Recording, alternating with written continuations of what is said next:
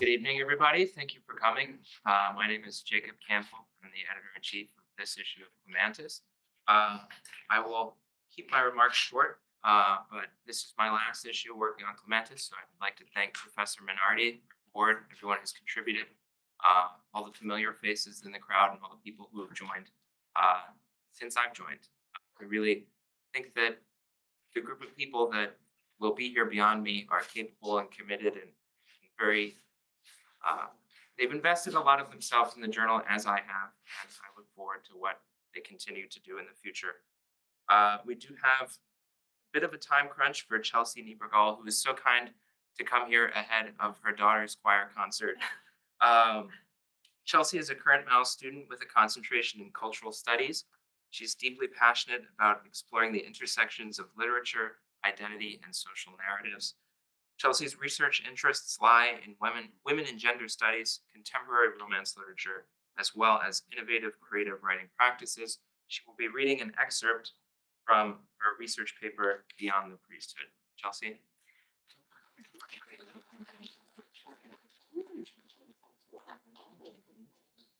Thank you, Jacob. So, as you said, I will be reading an excerpt, which is going to be kind of piecemealed because no one wants to listen to me read this 20-page paper. So, like Jacob said, this paper is titled Beyond the Priesthood, Patriarchy, Faith, and the Feminist Movement within the LDS Church.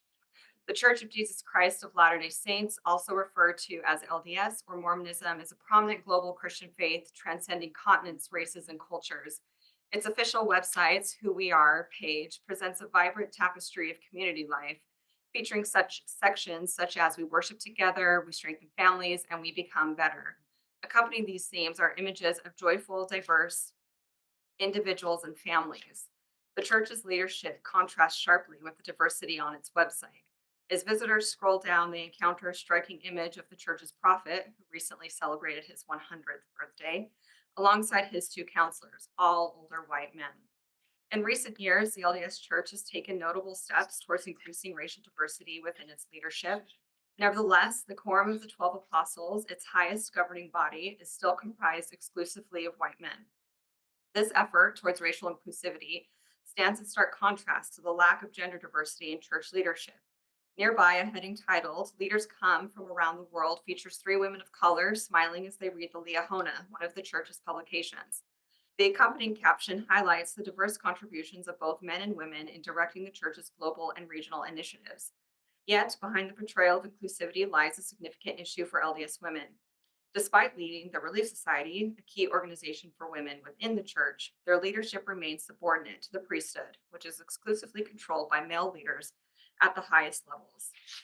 This dynamic raises critical questions about the true extent of representation and agency for women within the church's structure, even as it attempts to broaden its racial horizons. Through this paper, I'll be examining the institutionalized patriarchy within the Church of Jesus Christ of Latter day Saints. Considered a high demand religion, it reinforces gender inequality through its doctrinal teachings, hierarchical structures, and social practices. I will examine how these practices limit women's autonomy and leadership capabilities within the church through a Mormon feminist text titled Mormon Feminism Essential Writings, as well as LDS theological texts and scripture, showcasing a growing tension between the LDS church and its female membership base.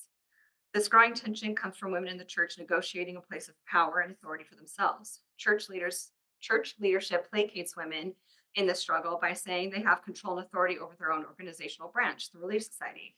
However, women's authority in this branch has a short, limited reach, resulting in a denial of autonomy and authority that have reverberated through the church's female membership. Now I'm just going to read a few bits from the different subsections. Doctrinal teachings, gender roles in LDS scripture and theology. The Church of Jesus Christ of Latter-day Saints was founded in 1830 by Joseph Smith, who claimed that when he was 14 years old in 1820, God the Father and Jesus Christ appeared to him in a grove of trees in Manchester, New York. During this encounter, Smith was admonished by the two heavenly personages that none of the faiths currently on earth held the fullness of the truth. To remedy this, Smith was instructed by the personages that he needed to create the one and only true church, the Mormon church. One of the many revelations Smith received was the construction of the priesthood. The priesthood is the power and authority that God gives to man to act in all things necessary for the salvation of God's children. The priesthood is divided into two main groups, the Melchizedek and the Aaronic priesthood. Historical development of doctrinal gender roles. Um, in early church history, Joseph Smith was a lot more amenable to women having leadership in the church. However, this tone towards women in their roles within the church became more rigid at the end of Smith's life, and especially under his successor, Brigham Young.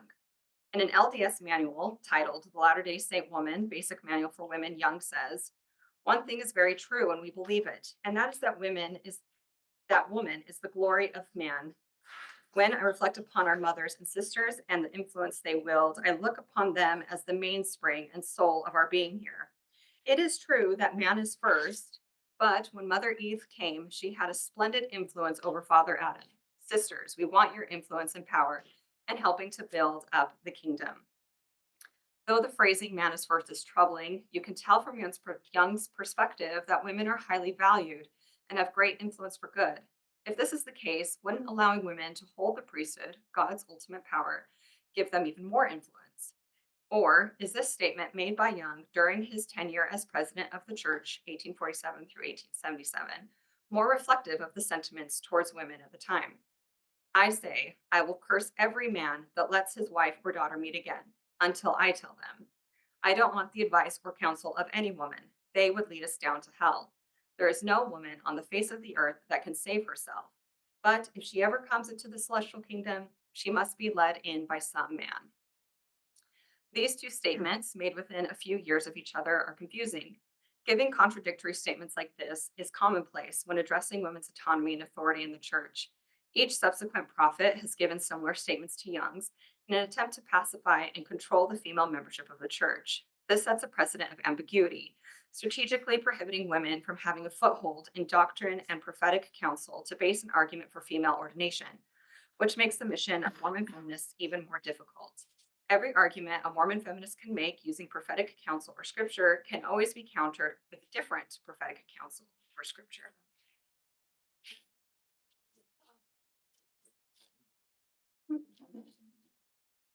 Okay, now we'll go to the feminist movements. Beginning in the 1970s, feminist movements grew to address gender subjugation and disparity. Around the same time, Black LDS members started protesting the ban on ordaining Black men to the priesthood. After much political pressure, Spencer W. Campbell, the prophet and president at the time, received a revelation from God to remove all restrictions on race for the priesthood in 1978. However, no restrictions were lifted for women. The first recorded Mormon feminist movement was the Exponent 2 organization, founded in 1974 by a group of Mormon women in Cambridge, Massachusetts.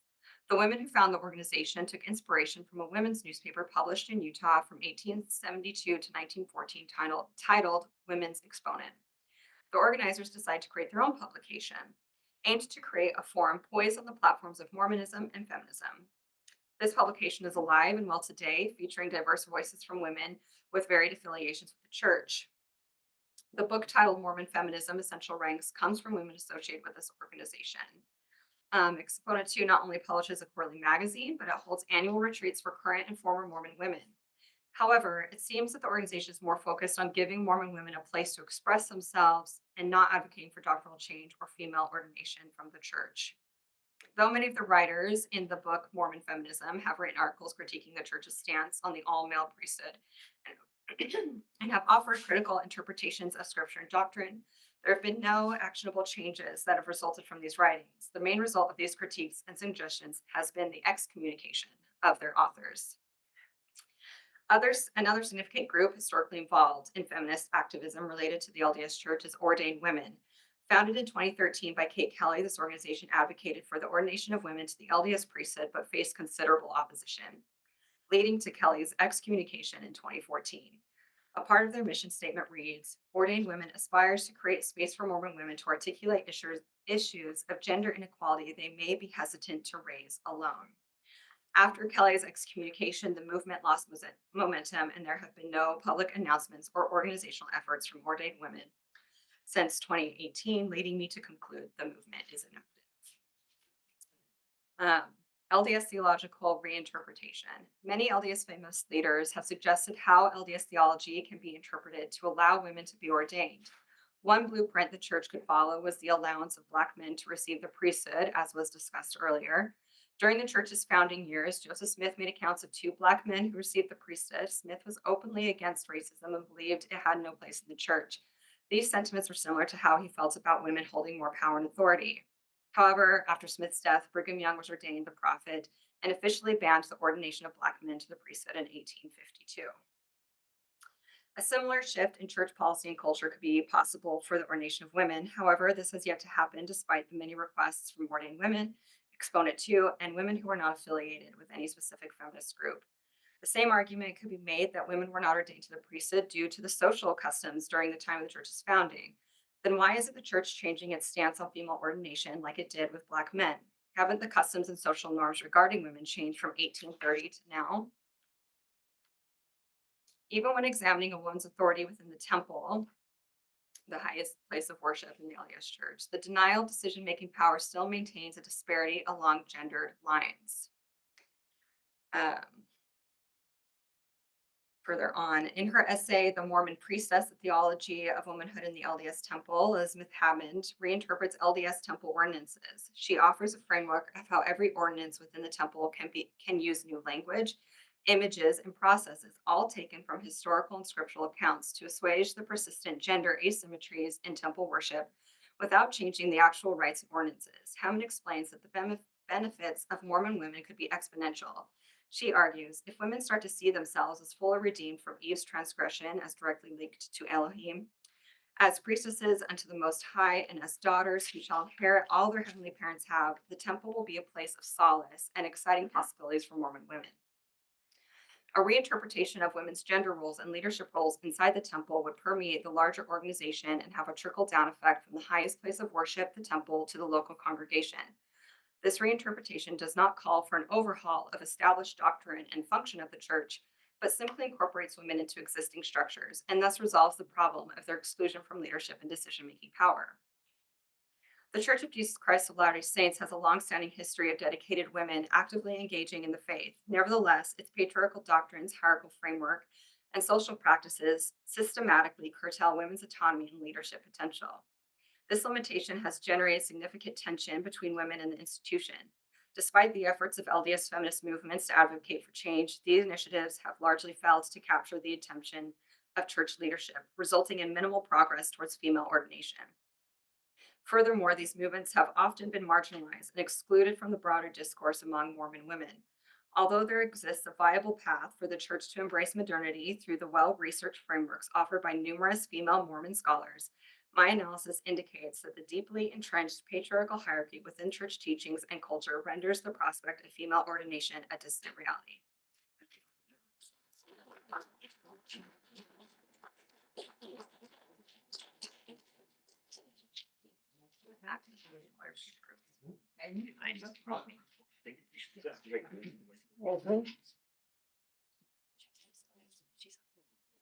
Thank you, Chelsea.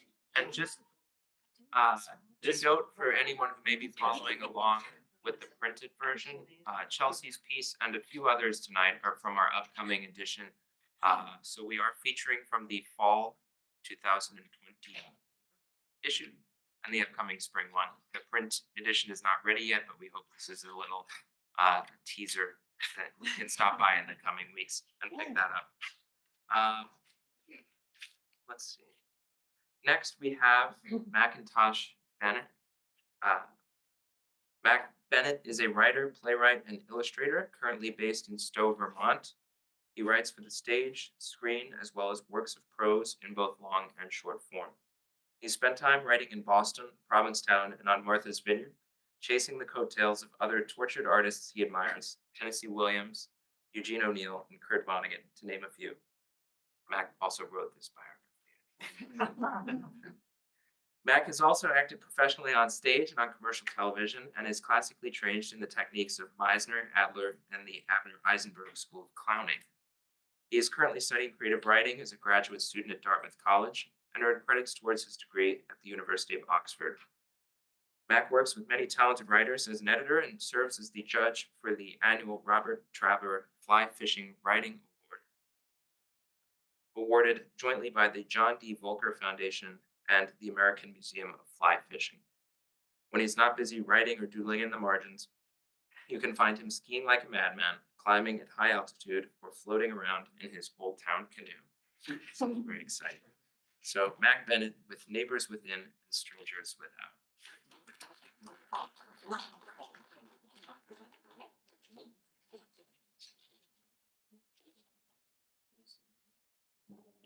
All right. That- My neighbors. I live a strange nomadic life. The tag along of my fiance, who has a real job as a hotelier. We've dragged our queen mattress to many unusual places during her career: cityscapes, beachside resort towns, and ski bum paradises where cocktails are taken to go for the chairlift. Nowadays, we call Burlington, Vermont home. We live in a cramped basement apartment in a 19th century mansion converted into a chic guest house adorned with modern art and elegant contemporary furnishings.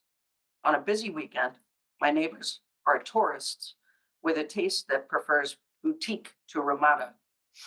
Those who physically live next door to us are either well-to-do retirees or the students of Champlain College who, after the Church Street bars close, stumble to our rose bush to water the plants. Later in the evening, when everyone else in town is asleep, other neighbors of mine walk South Willard Street, ones without mailing addresses. The retirees next door to me are wary of this particular breed of neighbor. In most cases, they detest them. Many have learned the hard way that it is wise to lock the doors to your Subaru after dark. Burlington's co-eds have been taught to be frightened of these otherly neighbors. Signs are posted in their dining halls to remind them that drugs are not cool and to advise against talking to strangers. Even my fiance, as patient as she is with this starving artist, has grown tired of answering the doorbell in the wee hours of the morning just to turn someone away. She is running a business, after all. My business rests entirely on my own shoulders, begins Kafka in his short story, My Neighbor. Surely our business, one can interpret this to mean something beyond our professional obligations, is a burden we carry throughout our lives, one that chases us from the cradle to the grave.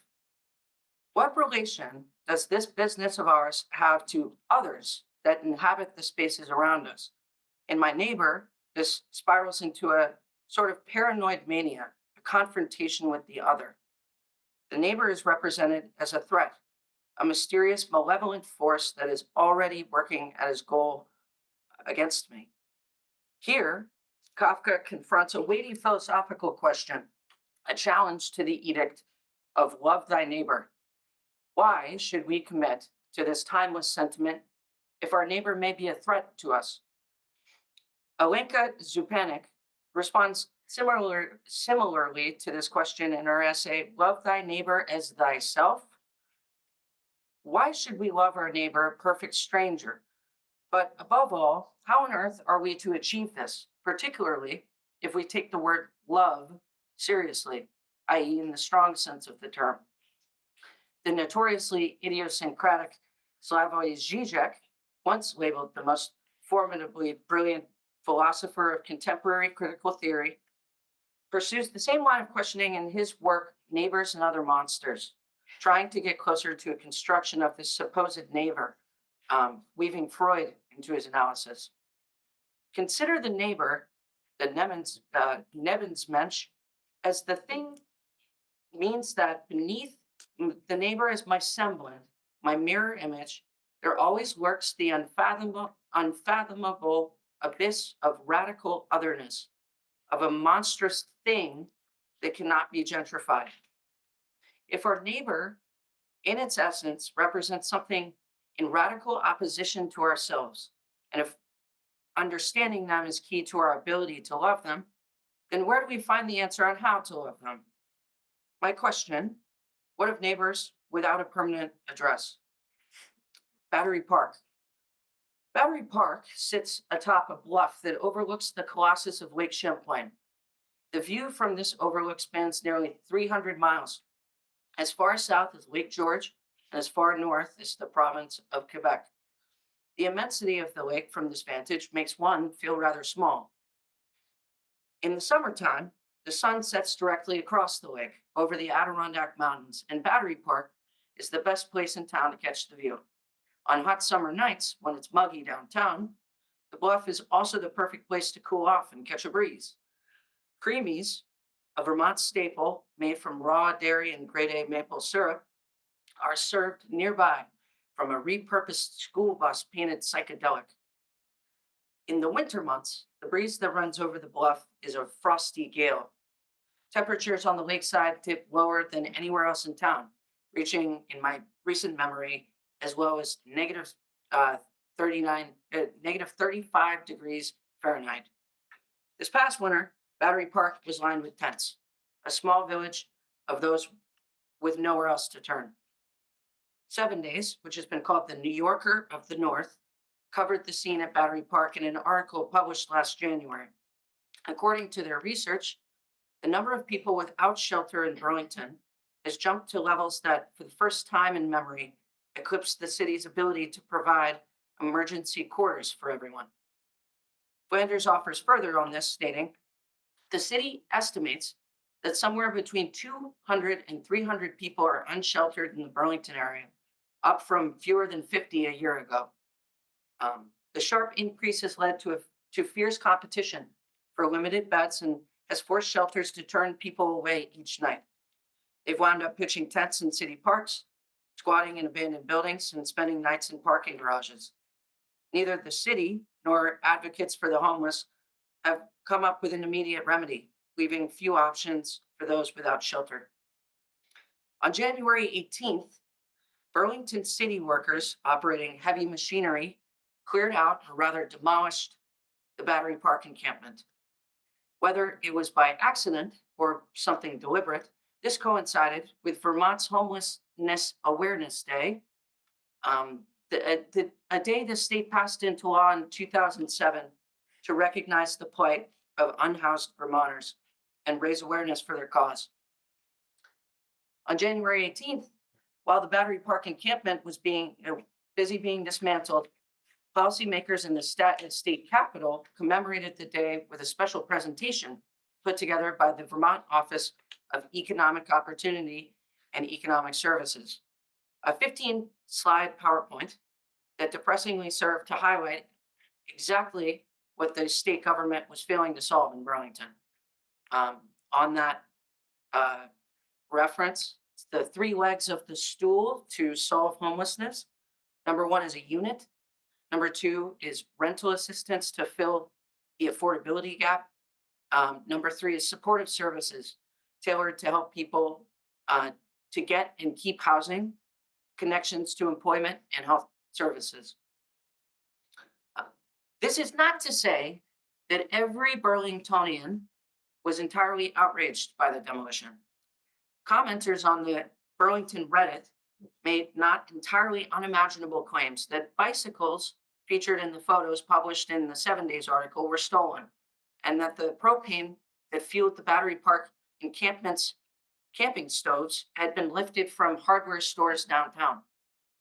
Regardless, with the issue of emergency housing stalled in the slow-moving cogs of city council deliberation, those who had been living in Battery Park were left to find somewhere else to survive for that evening. New tents were set up in Battery Park only 2 days later. The contributing factors to this 5-year increase in Burlington's unhoused population are innumerable and infinitely complex. However, the statistics do strongly suggest that one major contributing factor takes precedence over the rest: the COVID-19 pandemic. Joblessness, unpredictable, volatile housing arrangements, and for the state of Vermont in particular, rates of substance misuse all spiked in tandem with the outbreak of the coronavirus. If the rates of overdoses and drug-related deaths are any bellwether, these numbers skyrocketed in the state of Vermont immediately following the pandemic. Unsurprisingly, the 2023 spike in Burlington's homeless population also coincided with the state's defunding of a pandemic-era motel program, an initiative meant to address the housing volatility that came as a consequence of COVID layoffs, impacting namely blue-collar, low-income workers. My well-to-do neighbors, those who own homes and grumble about their taxes, are divided on the issue of homelessness in Burlington. Some follow the Levinasian commandment as adopted from Abrahamic traditions that the need of the other is my spiritual need. Others would prefer that the housing not be defined as such, as neighbors. What do we reckon to be the correct definition? And I suppose I'll read one final section and then spare you the rest. On dwellings. Essential to the discussion of the neighbor is the idea of property, or as Levinas put it, in totality and affinity of the dwelling. The etymology of neighbor per Merriam-Webster comes from Old English ne for near, gaber for dweller, related to near or nigh. This word was used for a person living near another. The pronunciation and spelling of neighbor has changed over the centuries to give us neighbor, but the word's basic meaning has remained the same. Ingrained in this definition is the implication that something spatial is crucial to this conceptualization. That is to say, you are only my neighbor if you are nearer to me. An important distinction, however, is that you may be near but remain separate. Typically, the separation is identified by walls, property lines, and fences. The property, something possessed by the individual, is thus the barrier between territory. In My Neighbor, Kafka's narrator seems intensely preoccupied with this aspect of the neighbor dilemma. At the beginning of the year, Kafka writes, a young man snapped up the empty premises next to mine, which very foolishly I had hesitated to rent until it was too late. Inherent in the narrator's paranoia with the idea of territory presupposed is a suggestion that territorial claims must be made before they can be taken, stolen perhaps by the other. Put another way, be wary not to allow property to be snatched from under your nose. One facet of this typical construction is that the neighbors allow their possessions and to maintain their property as long as their possessions are their own and that they do not encroach on another's property. To give a name to this archetype, the friendly neighbor. The friendly neighbor is unmistakably afforded a certain amount of autonomy in this equation. This friendly neighborship, however, is always tempered with a tinge of territoriality. Hence the adage, love your neighbor, yet don't pull down your hedge. What of the unfriendly neighbor? All of us can conjure up memories of unfriendly neighbors. Those who ignore the Girl Scouts, leave the passive-aggressive note on the car windshield, and wear lead shoes in the upstairs apartment. Still, unfriendly implies something mutual, something human, which would not be granted to those who do not possess the same, those of lesser standing. To further complicate things, implicit in this specific nomenclature, the friendly or unfriendly neighbor, is the premise of ownership. Those without ownership would not have the right to be either, at least in the eyes of the subject, the neighborly, home-owning individual. All of this is not to say that the neighbor, friendly or otherwise, is not an other. This idea of home ownership is, in a philosophical context, a lonely one. When we fixate ourselves in such a way on walls between ourselves and the outside world, spiritually, we begin to drift into a world of alienation.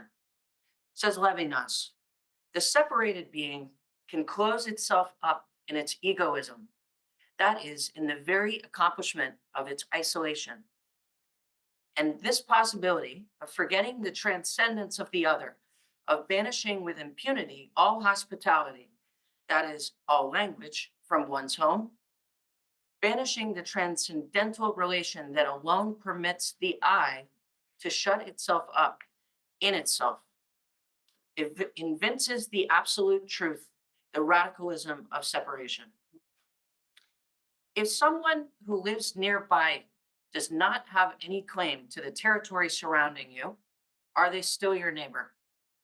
This question is at the heart of the debate in Burlington surrounding its unhoused population. Perhaps it is more apt to say that those in this unfavorable position are more accurately defined as an estranged neighbor, something almost but not quite, akin to Freud's ein unheimlich. Somebody, yes, thank you. Phone a friend on that. Kafka's narrator wrestles with this as well. One can't exactly warn people against extending the fellow credit, for after all, he is a young and pushing man who probably has a future. Yet one can't go as far to advise it, for by all appearances, he has no assets yet. It would seem that, perhaps subconsciously, the narrator sees something uncanny, something of himself in his neighbor. Yet underlying this sentiment, there still remains a refusal to see the neighbor as an equal. Kafka's narrator sees the opposite, something certainly less than, and therefore menacing. One of Zizek's monsters. Of the estranged neighbor, I argue emphatically yes. One can still be a neighbor without property, and therein lies the essence of the dilemma. This unusual neighbor becomes more troublesome, philosophically speaking, than the neighbor next door, the homeowner, because they pose a greater challenge to an individual's ownership, be that a spatial challenge or on a deeper level, a challenge to one's identity. Is the individual then at risk of harm to offer this estranged character any acknowledgement? Another question, is home ownership a signal of authenticity, of freedom? In this framework, one can make the argument that those without property are in a state lacking a certain sense of freedom. Kitty Wells made a strong case for this in her essay, Homelessness and Freedom. Consider this statement. Those who are homeless, as the term is normally understood, are not furnished with the relevant housing-related preconditions for autonomy. Those who sleep on the streets lack any sheltered space to perform basic functions. They lack privacy, freedom of association, and their physical security and the security of their possessions is not protected. Those in homeless shelters lack, among other things, stability in the form of any entitlement to remain living in one place for some reasonable minimum period. Insofar as homeless shelters involve communal rooms or communal facilities, there is a lack of freedom to refuse association with strangers in the place that functions as one's home. A counter-argument can also be made to this point, that the condition of homelessness is, in a sense, a condition of pure freedom, and that those not tied to the traditional expectations of the social order are free to do as they please, regardless of the consequences. Can both be simultaneously true? Regardless, it seems that property lines, in this case, become a line of defense against all of our neighbors. This forms the basis of the ideology surrounding many policies, stand your ground laws, for example.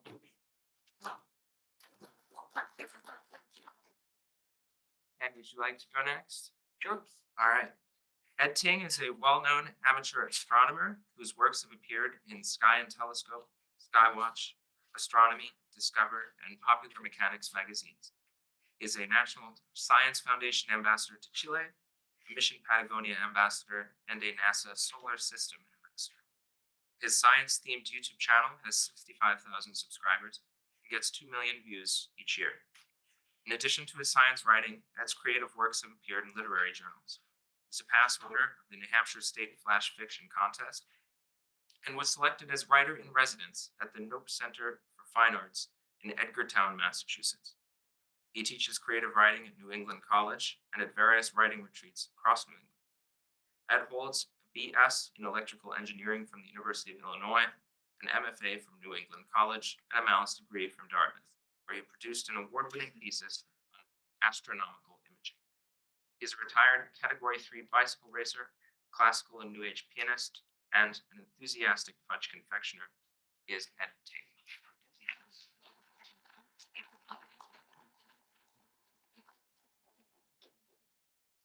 We have a piece of this issue. It's a big story. It's way too long to read here, so I won't do that to you, but you can read it if you want. It's about a guy who gets himself into a spot of trouble.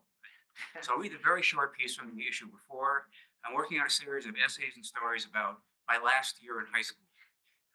I like coming of age stories. So this is called Voided Receipt. In 1981, I was 18 years old and working at the local Burger King. Minimum wage at the time was $3.35 an hour, but they paid me $2.85. I never understood why this was legal.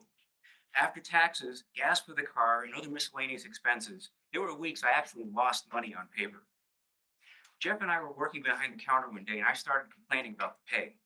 Last week, I'd asked the manager for a raise, and he told me that I was already at the top of my pay scale. Then he told me to get back to work. Let me show you something, said Jeff. He glanced around to make sure no one was looking. Then he opened the drawer to the cash register, took out a $5 bill, and slipped it in his pocket. Hey, it's easy, he said, and it helps out. I was incredulous. Jeff, you are an idiot. The manager totals up the receipts at the end of the shift, and he'll eventually notice the drawers coming up short each night. He'll eventually trace the whole thing back to you. I opened up the drawer containing the receipts. What are you doing, said Jeff. I'm showing you how not to get caught, you moron. I slipped through the file of customer receipts. Look, here's a receipt for about $5. I took a pen and I wrote the word void on it. I put the voided receipt back into a separate drawer where they stored the debits for the shift. Jeff, at the end of the shift, he'll subtract the voided receipts from the total and the drawer will come up even again. Every time you take money out, void out a receipt for about the same amount. No one will know. Heck, if you work it right, you might even make your drawer come up positive for the evening. Voided receipts weren't a big deal. There were all sorts of reasons why a cashier might void a transaction. A customer might have entered an order incorrectly. The customer might change their mind or cancel an order altogether. Voids were a normal part of doing business. I should mention here that Jeff wasn't exactly the brightest kid in school. He once got suspended for spray painting obscene graffiti about the principal, and he would have gotten away with it, except he did it in the principal's office, in front of the entire staff, including the principal. So it was no surprise that even after I explained it to him, it took a while for full comprehension to sink in. When it did, a dull smile came over his face. Yeah, he said, nodding. Voided receipts. But Jeff couldn't keep his mouth shut. Jeff told Joe, Joe told Scott, and Scott told Lisa. Before long, the pile of voided receipts grew to 4 times its normal size. And Jeff got bolder. He started taking tens out of the drawer, and once I saw him pocket a bill right in front of the customer. One night at the end of his shift, Jeff came up to me. Manager wants to see him. I felt good. I just worked an immaculate shift.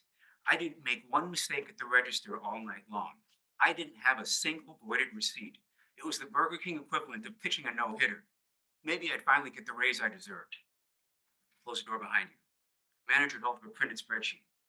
Drawer came up $40 short tonight. $40? It's coming out of your pay. Anything over $25. It's in your contract. Read it. But you're getting a mandatory $50 fine too. That's in your contract too. And by the way, I'm taking you off the register until further notice. You're on dishwash duty in the back.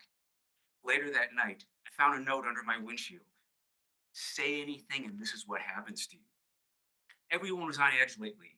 Jeff, Joe, and Scott fought all the time, and Lisa became withdrawn, almost catatonic. I figured the note was just me catching some shrapnel. I never did figure out which of the 4 of them took the money.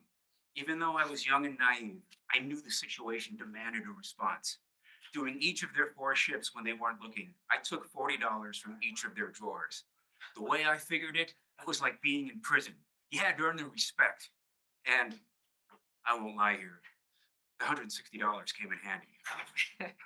You probably know how this ends. It made the papers. I wasn't there when the police showed up. They interviewed me later. They let me go. I was the skinny, nerdy kid who got straight A's. Couldn't have been my fault. Lisa broke down and cried under questioning. They let her off too. But they got Jeff, Joe, and Scott on felony charges since the totals were over $600. Scott got scared straight and never got into trouble again. Joe dropped out of school at the end of the year. And Jeff, no one heard from him again. Last summer, my 16-year-old niece got her first summer job offer working at a fast food restaurant in Texas. When she told me the amount she was making, I was stunned. Apparently, sub-minimum wage is still a thing. She asked for my advice. What do you think? She said. Should I take it? What could be the harm? I thought about it for a moment. Well, I said, let me tell you a story. And as a footnote, according to the Consumer Price Index, $1 in 1981 is worth about $4 today. So multiply all those values by 4. Thank you.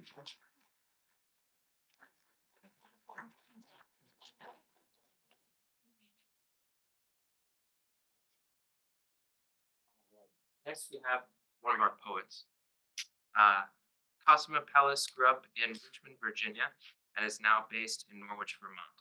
She is a member of the Malice program at Dartmouth, a cat mom, a dancer, and an avid reader. Her poetic work is inspired by her lived experiences as a woman interacting with the environment and the biomes around her. Reading one from our previous issue and one from the upcoming issue, Cosima Pellis.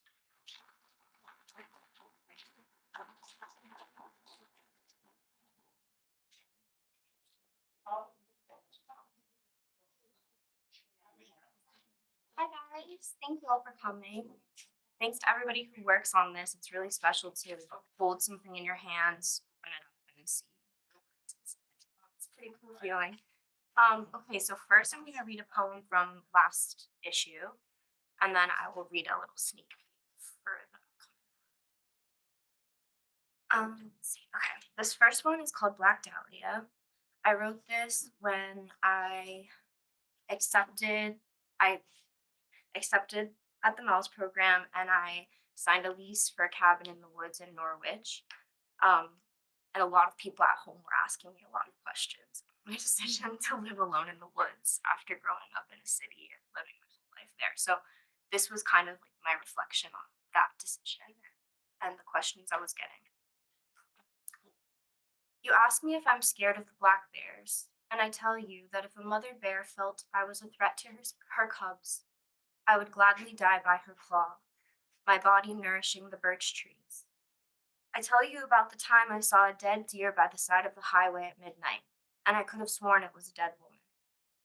I tell you about how the red organs inside of me pulsed and quivered all night, until the sun finally leaked nectar through all my windows at dawn, the bird song filling my room with relief. You ask me if I'm scared of the snow. I smile and say I'll buy snow boots and a hardy winter jacket. I think of a mother bear curled around her cubs in her den, the alchemy of their hibernation. I think of my own winter instincts, of candles and steaming mugs and a wood-burning fireplace. I remember that words reside in the winter, and that the warmth of words has kept me alive this summer. You ask me if I'm scared of loneliness. I tell you about how my cat's brown fur catches the light like the rippling surface of the pond. I tell you about the frogs gurgling in the pond. I think of the monthly release my body makes, synced with the moon. I think of the pulsating heat of my stomach, the throbbing possibility of motherhood, offered every month in earth-soaked hands, droplets of blood screaming towards the white bathroom floor, the possibility of never being alone again.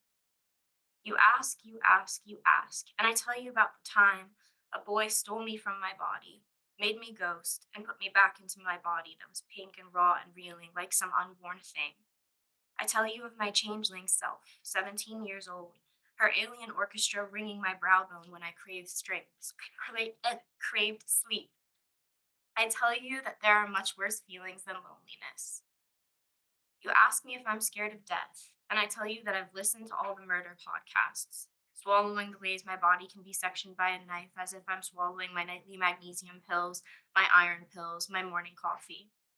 Though I'm scared, my fear lives within me, a helpful part of my biome. I've come to terms with it. I've studied necromancy, so if my guts are ever to be scattered across the woodland floor, I will haunt my butcher forevermore. I have not lived differently in accordance with my fear, because I am a girl, not a mollusk, and I cannot live inside of a spiraled shell. You ask me if I'm scared of being followed home by a man, and I say yes. Finally, you think to yourself. I think of the Black Dahlia murder, about Elizabeth Short's body exsanguinated, drained completely of blood. I tell you that a man's bloodlust for possession can buzz so incessantly in his ears that he will leave you in the morning dew, sliced perfectly in half. I think of the man at the farmer's market, about the hunger in his dark eyes when I said I was moving to a cabin, about the change in his voice when he asked exactly where that cabin might be. I remember that my mouth can be an open wound, sliced from ear to ear. You ask me if I'm scared, and I tell you that I can't wait to write, to pick ferns, to do magic in my very own kitchen. I tell you that somewhere in the forest, there is a mother bear who will do anything to keep her cubs warm.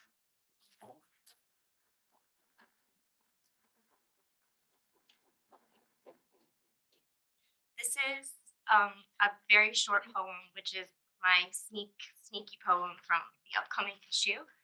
It's called Kindling, and I wrote it during Rena Mostran's poetry class in the fall after we read Citizen by Claudia Rankine, an amazing book that everyone should read that was actually used um, as a form of protest at a Trump rally. And so this kind of riffs off of one of the lines from that.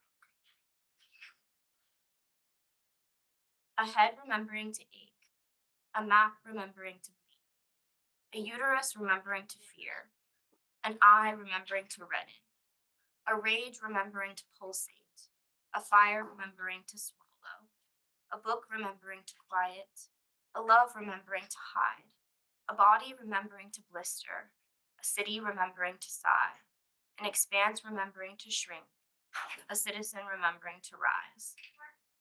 Thank you, God. Thank you.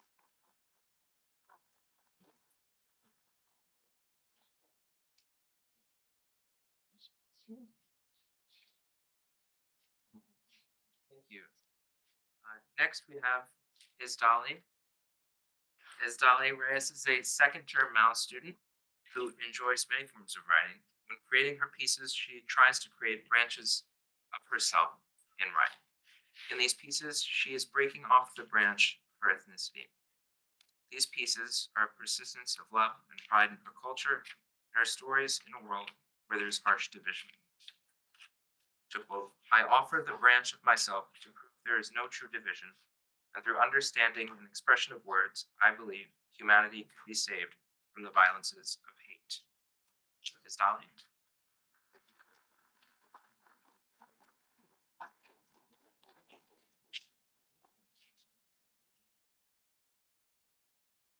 You guys have it printed out for me? Yeah. Little princess statement? Okay. No. My poem is called Mexican American. No. Mexican American. The night Mexico and America tangled themselves in sheets, spoke in the universal language of pillow talk, creating a generation filled half in half, never full.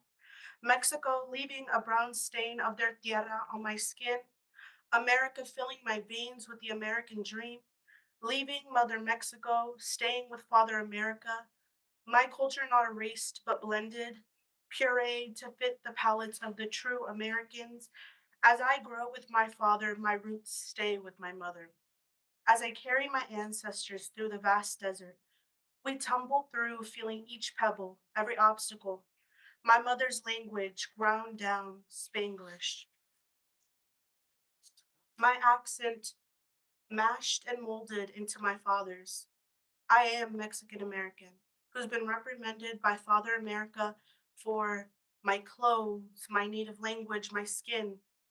I am Mexican American, who's been ridiculed by Mother Mexico for my accent, my lack of language, my loss of culture, whitewashed by my father, but too drowned in my mother. I am Mexican American, born American, rooted in Mexico, the love child of two countries, a whirlwind of culture, because to claim one and not the other is to lose a parent, to kill my grandparents' dream of this country, to kill the ancestry that is wrapped in my woven skin. I am Mexican American. Thank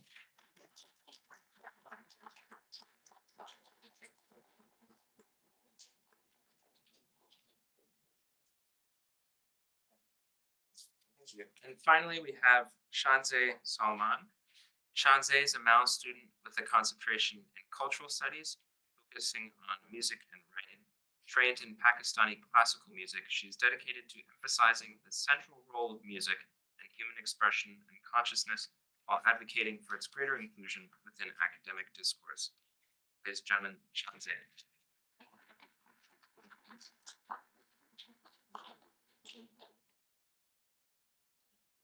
Hi everyone, thank you so much for being here. Apologies if I have bad throat, so it's a bit inaudible for you all. Thank you for the printouts. Of course.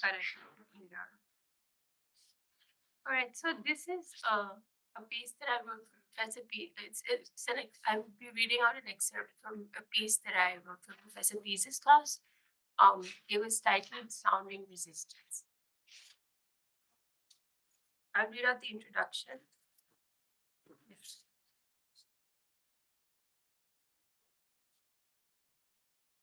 मर जाऊं तेरी गोली से या खुद को मार दूं, धोके चेहरा ये सुर्ख रंग उतार दूं, हार दूं क्या सारी जंगें हार दूं, एक आर्टिस्ट जिंदा है मेरे अंदर, क्या उसको मार दूं? Should I die from your bullet or kill my own self? Wash my face and wipe off this red color? Should I lose? Should I lose before all these battles? The artist who lives inside me, should I kill him? In 2014, two Karachi-based Urdu rappers Talha Anjum and Talha Yunus rose to overnight fame after their first song, Burger Karachi, went viral on YouTube. The song was followed by a surge of trending single releases by the duo, such as Mela Majnu and Lam Se Chora. Widely heard over MP3 players and newly arriving smartphones at the time, the songs resonated with local listeners, and the genre of Urdu rap started gaining currency as a trend among Pakistani youngsters. Realized in a funky beat, laid-back style, and simple-worded Urdu, their song Burger Karachi reclaimed a sense of middle-class pride, humorously critiquing the Western-educated elite of Karachi. Loaded with references to local pop culture, the song provided the youth with a rap genre they could call their own. As academic researcher Josefa Idris notes, you had to know them and understand the rapid-fire references if you wanted to prove that you knew Karachi like an insider. Before this, the musical scene in Pakistan during the 1990s and early 2000s was dominated by pop music, with classical forms like Qawwali and Ghazal maintaining their popularity. Romantic love songs reigned supreme, occasionally interrupted by political resistance ballads. The rise of Urdu language rap in the 2000s, however, marked a significant departure from the established musical norms, representing a bold new direction in the country's evolving musical landscape. To understand the popularity of these songs, it is crucial to consider the socio-political context of Karachi where they emerged. The country's industrial hub, Karachi in the 2000s, was navigating a complex socio-political terrain marked by rapid urbanization projects, a rise in neoliberal capitalistic ventures, and socio-political instability. At the same time, people from all over the country flocked to the city for employment, straining the already scant resources. According to a 2018 World Bank report, a highly complex political economy, institutional fragmentation, land contestation, crime and security issues, as well as social inclusion, worsened the situation. These factors fed into an inability to provide adequate housing and basic services to its residents, and the vast majority of the poor living in informal and unplanned settlements. The situation perpetuated stark economic disparities in the city, with wealthy localities often existing alongside impoverished neighborhoods. For the locals, these socioeconomic conditions meant heavily curtailed lines of social segregation based on economic status, with interclass biases and prejudices on the rise. The elite classes held a condescending attitude towards those from less affluent backgrounds. Meanwhile, a sense of inferiority encapsulated the experiences and issues faced by the middle class. Against this backdrop, the Stunners' music had a lyrical exigency and dealt with practical issues.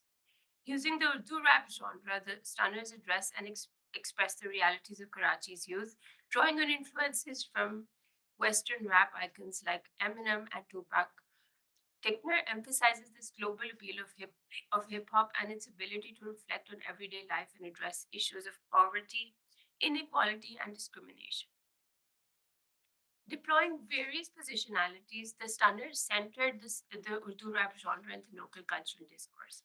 As Stuart Hall notes in his paper Cultural Identity and Diaspora, cultural identity is a matter of becoming as well as of being, and a process of transformation and negotiation. While extensive research has been conducted on the global cultural influence of Western rap music, there's a notable lack of scholarly work focusing on the emerging genre of Urdu rap in Pakistan. This paper aims to fill this gap by providing a lyrical analysis of Stunner songs, examining their role as a platform for alternate discourse and reflection among Pakistani youth. The analysis further expands to broader cultural and countercultural contexts. Lastly, it summarizes the socio-cultural bearing of the Stunner's music and its relevance to the popularity of Urdu rap.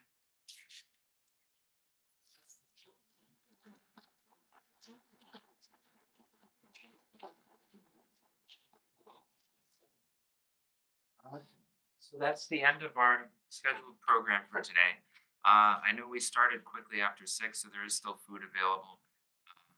Otherwise, thank you very much for coming.